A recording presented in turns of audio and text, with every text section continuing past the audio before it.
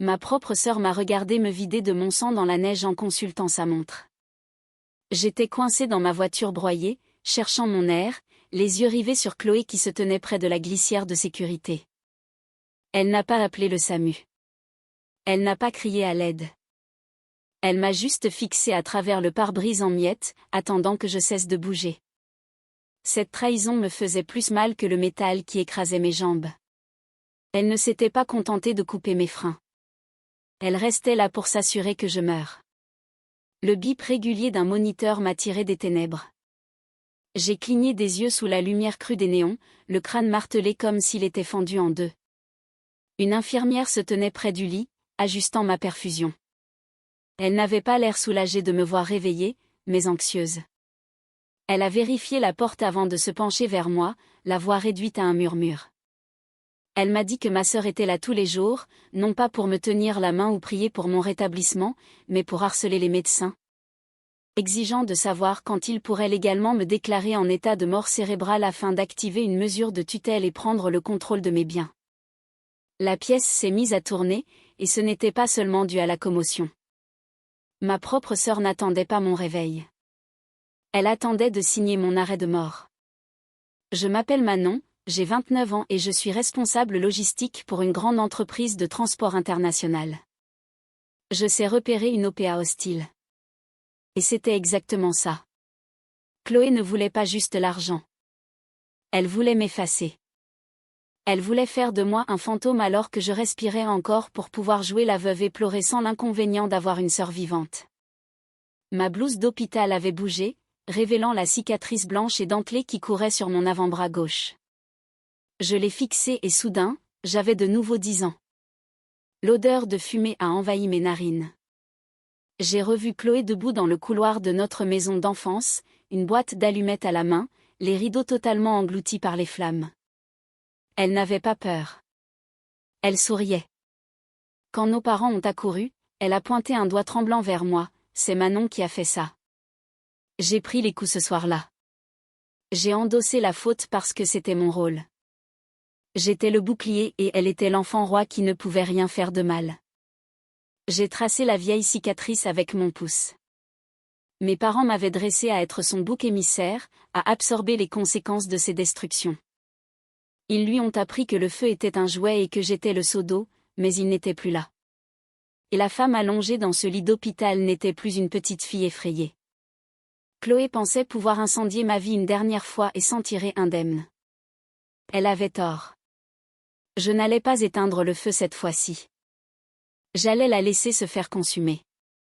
Je ne pouvais pas simplement affronter Chloé. Je devais être plus maligne qu'elle.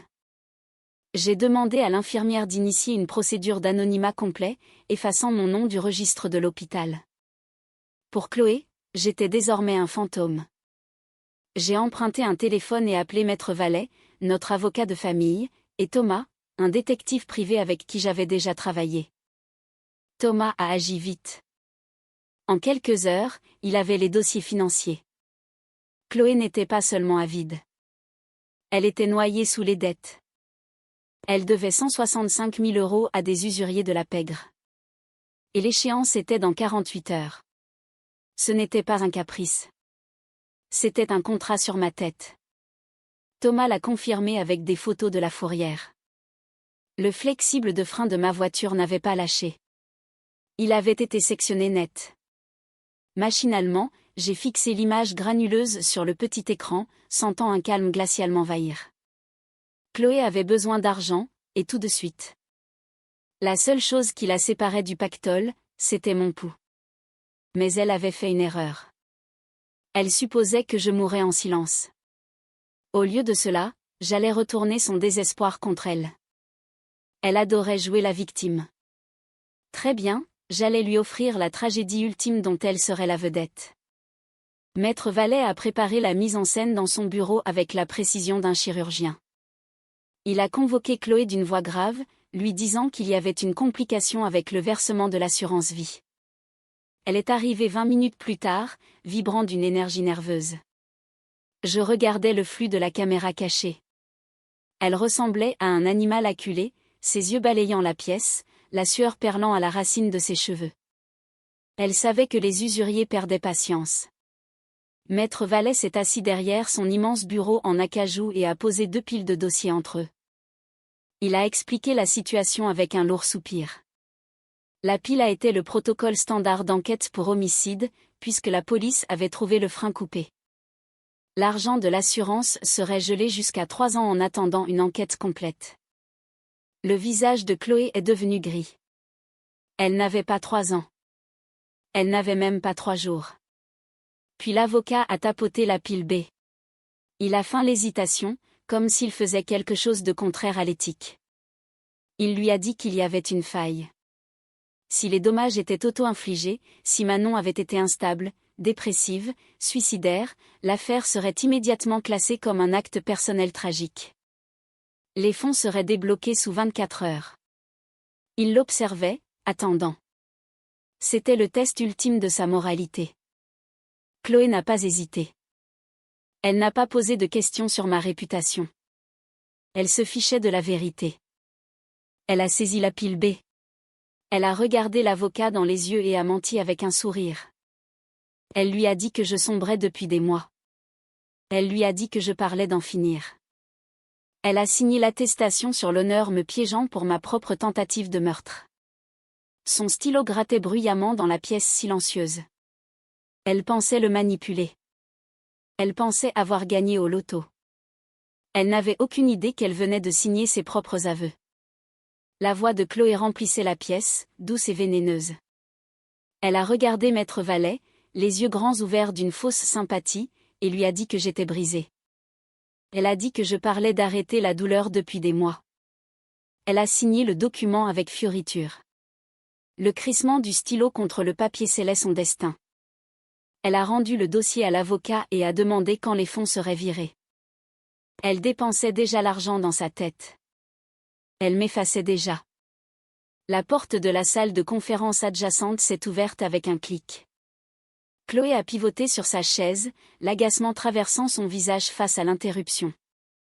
Mais quand elle m'a vu, l'agacement est mort. Son visage s'est affaissé.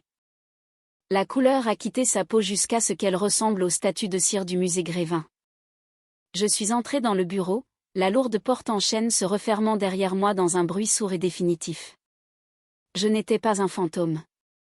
Je n'étais pas un souvenir.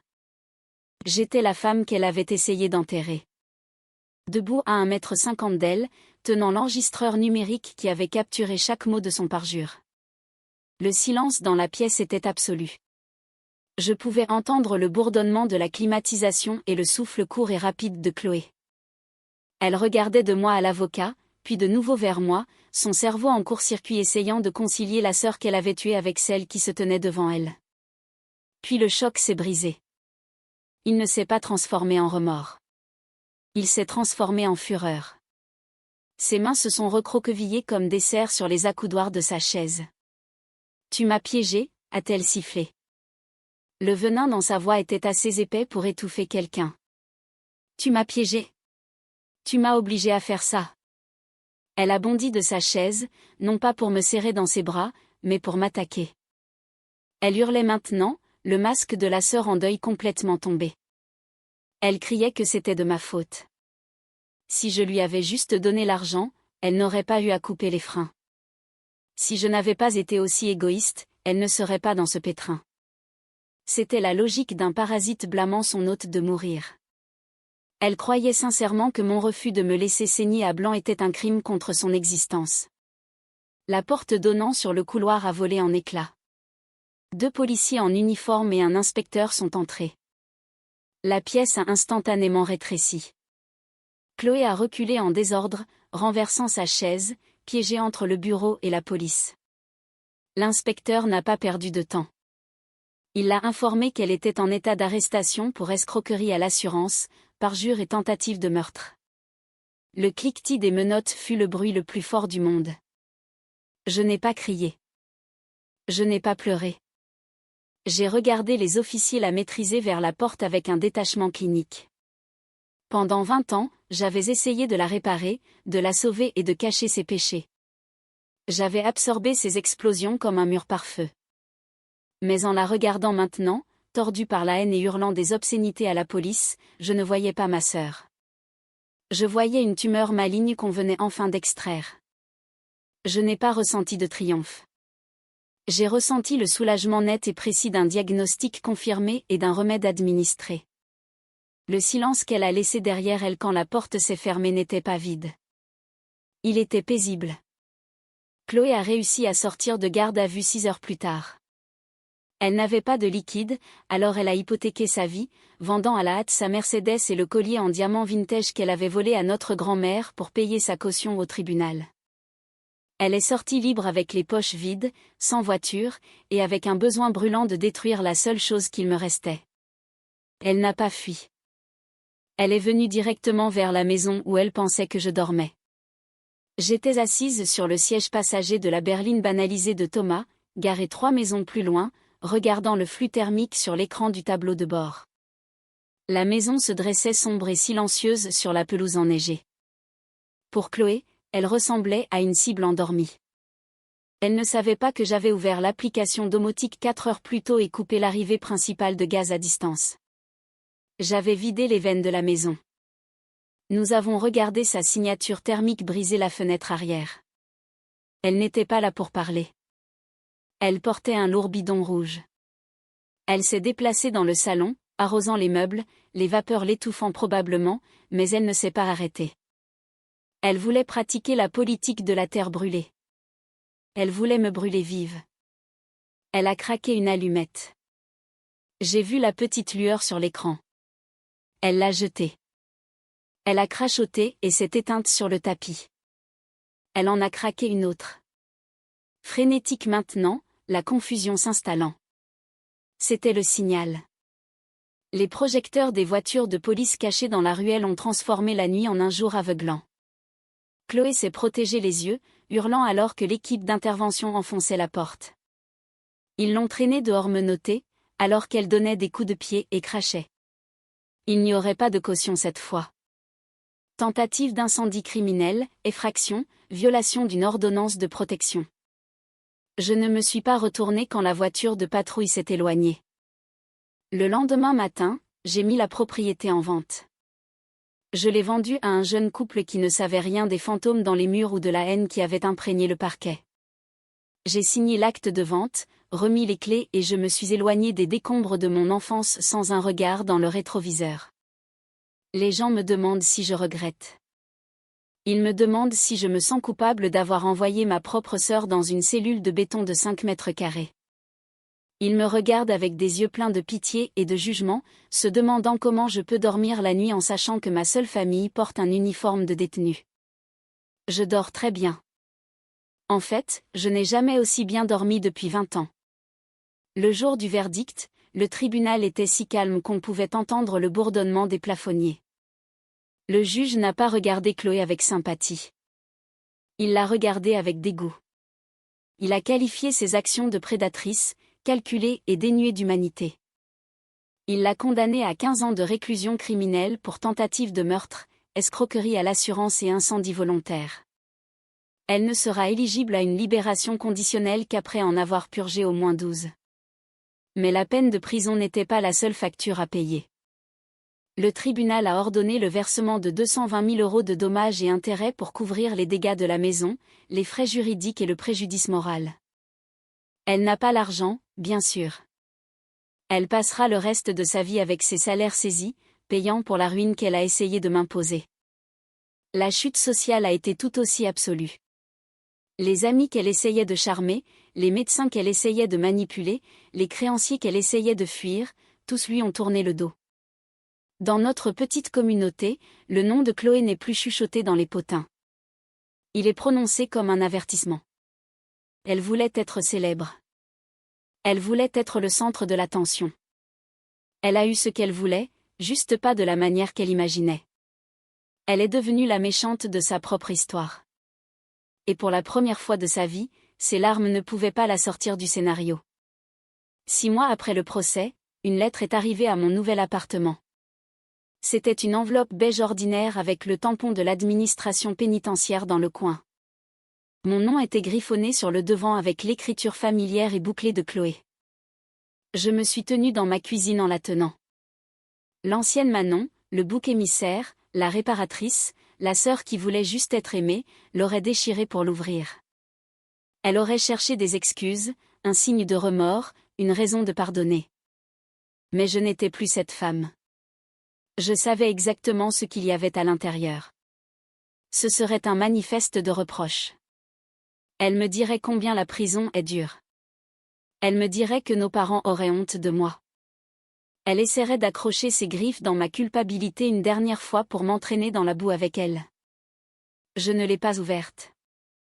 Je ne l'ai pas brûlée dans un feu dramatique. Je l'ai simplement jetée dans la poubelle, sur le marc de café et les coquilles d'œufs. Ce n'était pas une cérémonie. C'était une corvée. Sortir les poubelles. C'est à ce moment-là que j'ai su que j'avais vraiment gagné. L'indifférence est une arme bien plus puissante que la haine. La haine signifie qu'il compte encore. L'indifférence signifie qu'il n'existe plus. Je vous raconte cette histoire non pas parce que je veux que vous applaudissiez ma vengeance, mais parce que j'ai besoin que vous compreniez l'anatomie du monstre avec lequel j'ai vécu. Chloé n'est pas née mauvaise. Elle a été fabriquée. Elle était l'éternel enfant. L'enfant roi à qui on n'a jamais dit non, à qui on n'a jamais permis d'échouer. Nos parents lui ont appris que ses besoins étaient primordiaux et que je n'existais que pour les servir. Quand vous grandissez en tant que bouc émissaire, vous êtes dressé à attraper le verre avant qu'il ne touche le sol. Vous êtes dressé à vous excuser pour des bleus que vous n'avez pas causés. Vous croyez que si vous travaillez juste plus dur, si vous aimez plus fort et donnez plus, ils finiront par vous voir. Ils finiront par vous aimer en retour. C'est le mensonge qui a failli me tuer. Si vous portez actuellement le ciel à bout de bras pour un membre de votre famille qui vous regarderait être écrasé sans sourciller, j'ai besoin que vous entendiez 3 règles. Ce ne sont pas des suggestions. Ce sont les lois de la survie que j'ai apprises dans la carcasse de ma voiture. Règle numéro 1, le sang est biologique, la loyauté est un choix. Nous sommes conditionnés à croire que l'ADN partagé est un pacte suicidaire. On nous dit que la famille passe avant tout et qu'on ne tourne pas le dos à sa famille. Mais que se passe-t-il quand la famille vous tourne le dos? Que se passe-t-il quand la main censée tenir la vôtre tient un couteau? Vous ne devez aucune loyauté à vos bourreaux juste parce que vous portez le même nom de famille. Un titre comme sœur ou mère se mérite par le comportement, il n'est pas accordé par la naissance. S'ils menacent votre sécurité, votre paix ou votre avenir, ils perdent le droit à ce titre. Règle numéro 2, le silence est votre épée. Pendant des années, j'ai argumenté. J'ai expliqué. Je me suis défendu. Je pensais que si je pouvais juste expliquer mon point de vue assez clairement, Chloé comprendrait.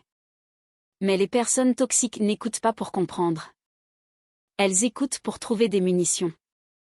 Chaque fois que vous argumentez, vous les nourrissez. Vous leur donnez la réaction émotionnelle qu'elles désirent. La chose la plus dévastatrice que j'ai faite à Chloé n'a pas été de la piéger dans ce bureau. C'était de refuser de crier en retour. Quand vous arrêtez de participer, vous affamez la bête. Vous les forcez à s'asseoir seuls avec leur propre folie. Règle numéro 3, la guérison n'est pas le pardon. C'est l'indifférence. La société nous dit qu'il faut pardonner pour guérir. On le voit dans les films. Les retrouvailles larmoyantes, l'étreinte, le « je te pardonne ». Mais le pardon exige la repentance. Vous ne pouvez pas pardonner à quelqu'un qui n'est pas désolé.